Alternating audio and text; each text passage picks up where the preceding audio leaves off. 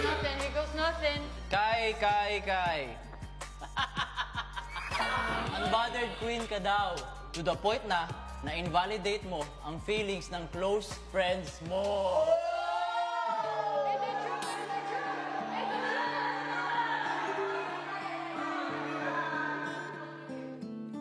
Nung time na nag-battle, parang I was so time pressured. I was so pressured honestly, by Dylan.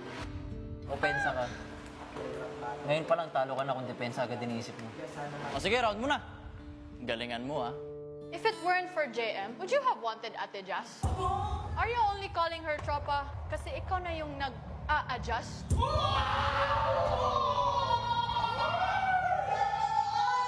Sobra pa akong nag-guilty, kuya, kasi nung si Dylan na, kuya, parang nung all out tayo, no mercy, ganun, kuya. Pero bakit nung siya na, biglang nanahimik na siya, so sa isip ko, pwede naman pala. Ang OA mo. Making the smallest things kasing laki ng ulo mo.